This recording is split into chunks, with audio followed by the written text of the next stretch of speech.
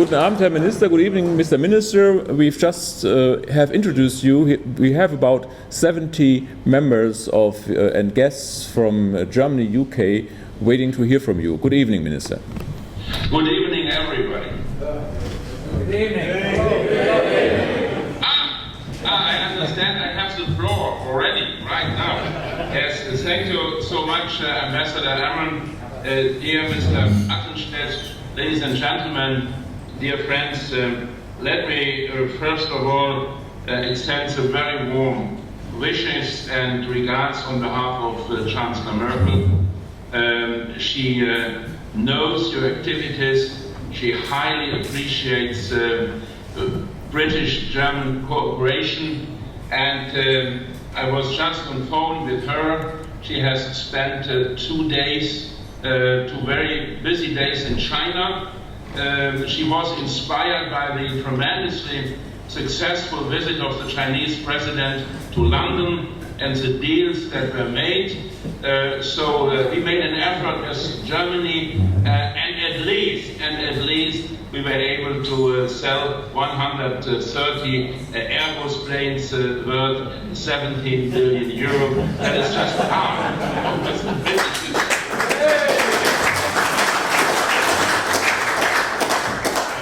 And euro.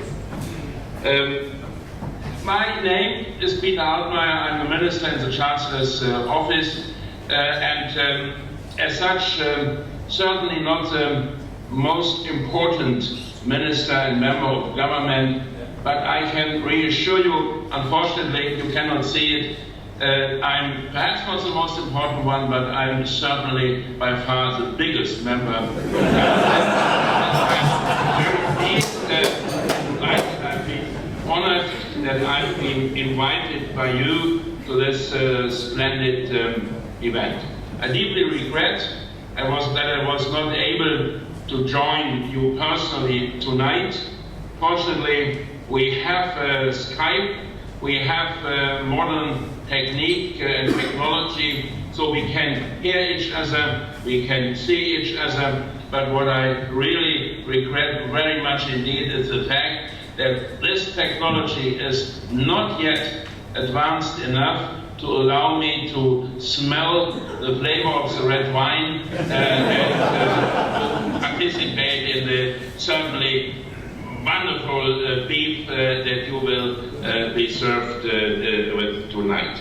I would like to congratulate your German industry UK to this 40th anniversary. 40 years in a country like the UK, where tradition is so highly appreciated and valued. It certainly looks not very much, but it covers an entire era with enormous and dramatic changes over the last 4 decades. Dramatic changes for the United Kingdom. In 1975, when I used to be a pupil and a student, we were taught by our economic professors that the UK was coping with a crisis, that it was losing its industrial base, that its future was uncertain, and I remember even some social unrest and strikes that have threatened the perspectives of British economy. In Germany, we have witnessed and experienced such a situation 20 years later, after unification, when we realized unemployment in Germany was growing ever from 1 million in 74 to almost 5 million in 2005. And Germany seemed to have lost track with regard to globalization. And many were predicting the UK would bypass Germany as the biggest economic power in Europe by the year 2015. And today we can conclude that both the UK and Germany have been able to perform a remarkable recovery of our economies.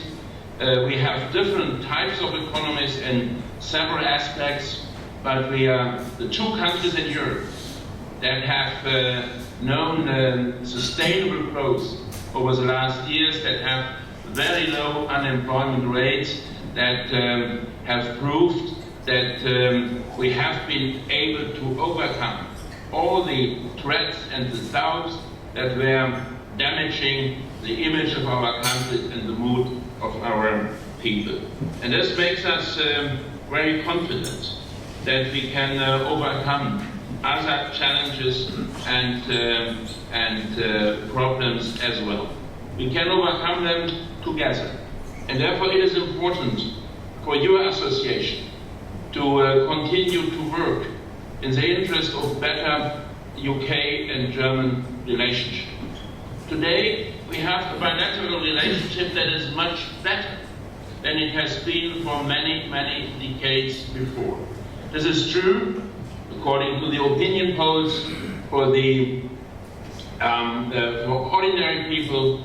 It is true for our industrial and economic sector, for our private sector.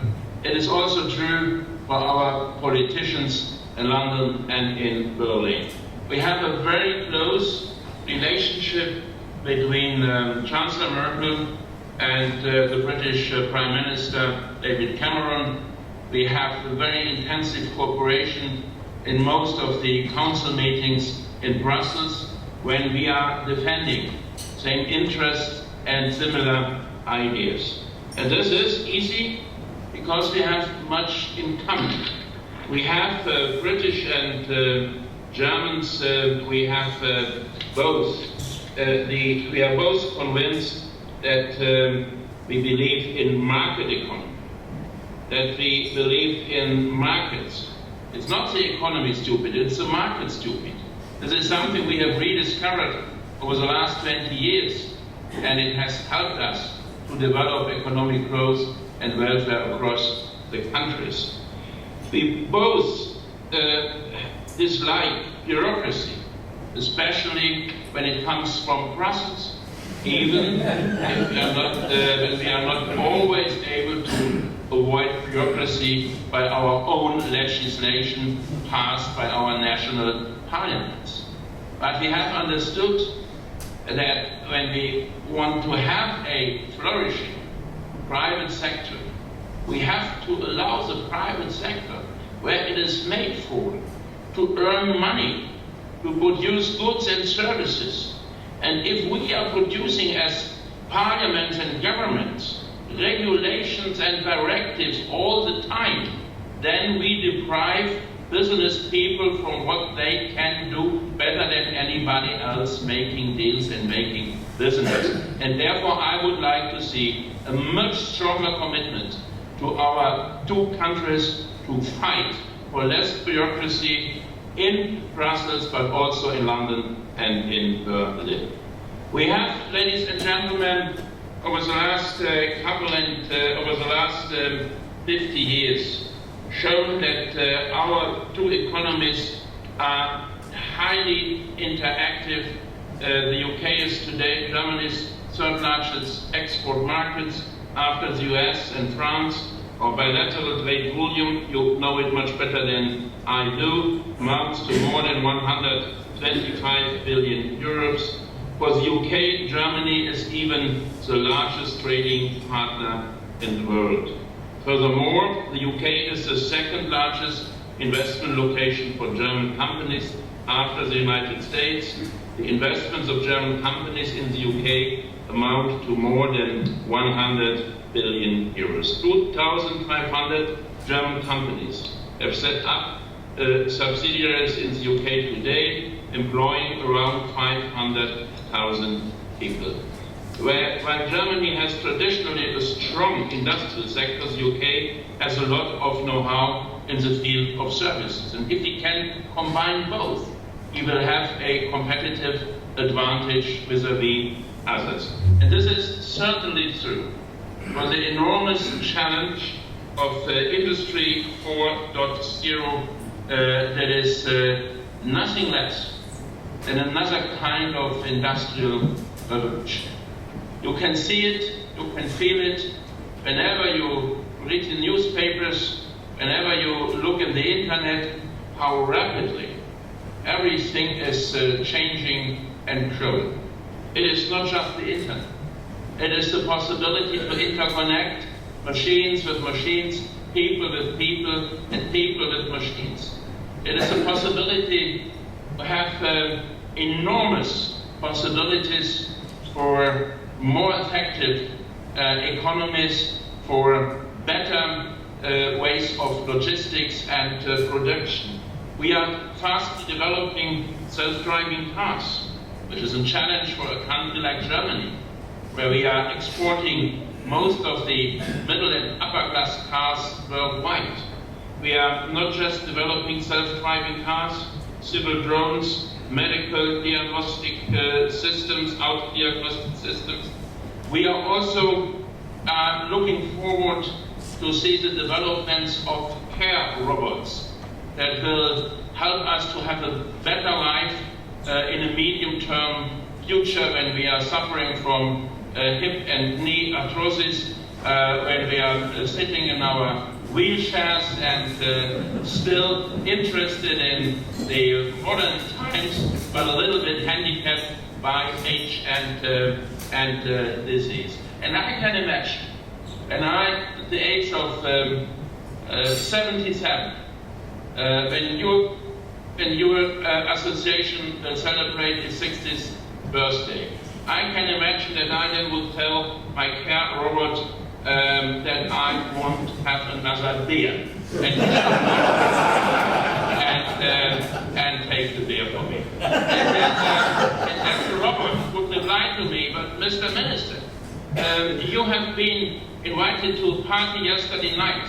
You had already more than 5 beers yesterday night. You had red wine and white wine, and today your urine acid is much too high, so beer is not permitted. And then I would reply to him, well, Mr. Robert, you are wrong. If Chancellor Merkel, Prime Minister Cameron, his Chief of Staff and myself would not have made sure that Germany and the UK are leading the digital revolution, today you would be an immigrant from China or the US.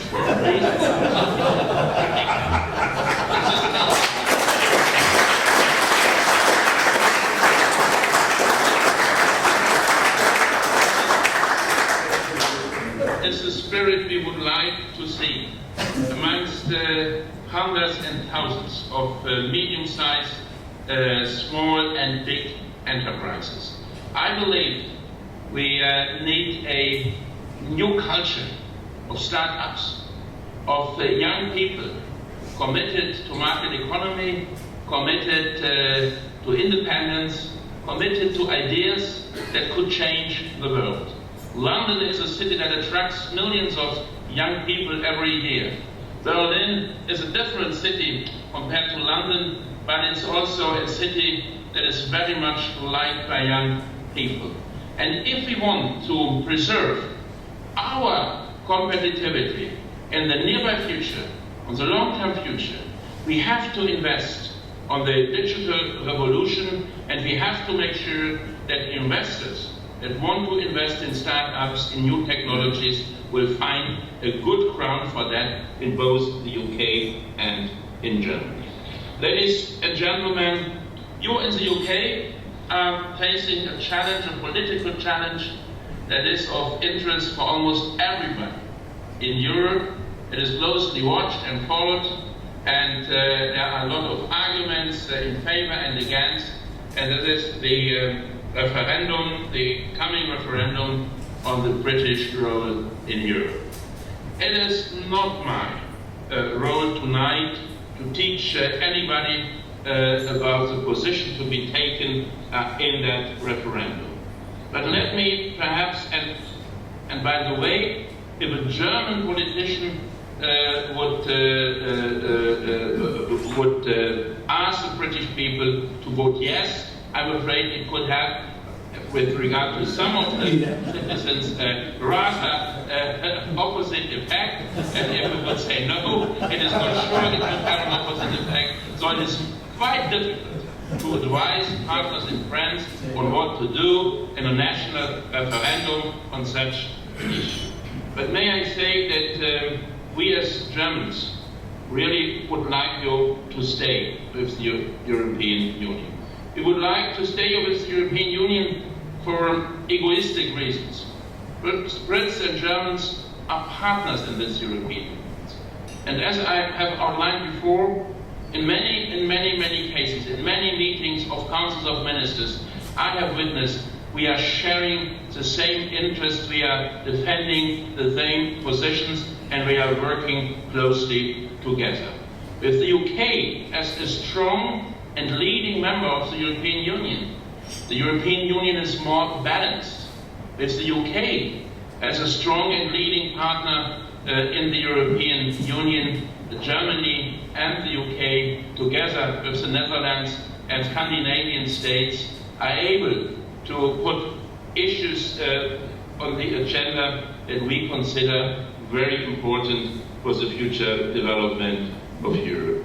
But I also believe it is in the interest of British people as well.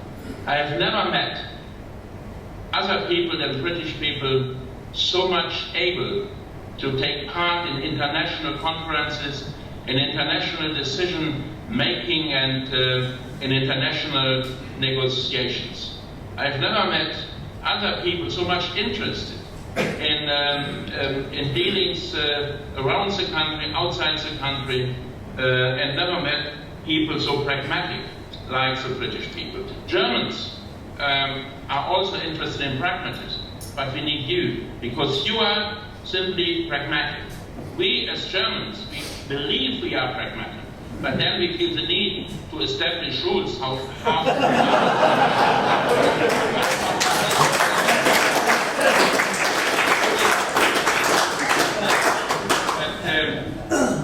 I believe, in addition to this, that for every single member state of the European Union, the membership with that European Union is an added value, because it is enlarging our margin of maneuver. It is doubling, tripling our possibilities. We are all committed and devoted to the nation state. And the nation state is highly appreciated by our people, perhaps more than ever over the last 50 years today. But it's also true that the nation state no longer can deliver all the good. I was asked by people in my constituency why a country like Germany apparently cannot secure its own borders. I come back to that later. But ladies and gentlemen, I told them we cannot secure our independency with regard to energy supply. We cannot secure our autonomy with regard to food. We cannot secure our autonomy with regard to raw materials. We cannot secure our autonomy unilaterally as far as cybersecurity is concerned, as far as domestic security and military security is concerned. It works only in cooperation with others with regard to NATO, with regard to the United States, and Europe, in my view, and as far as I have experienced over the last 20 years, has made the UK and Germany stronger, not weaker, and therefore we would be delighted if the referendum would produce a strong result, and then we would celebrate it in the framework of your association, and then I promise this time I will come and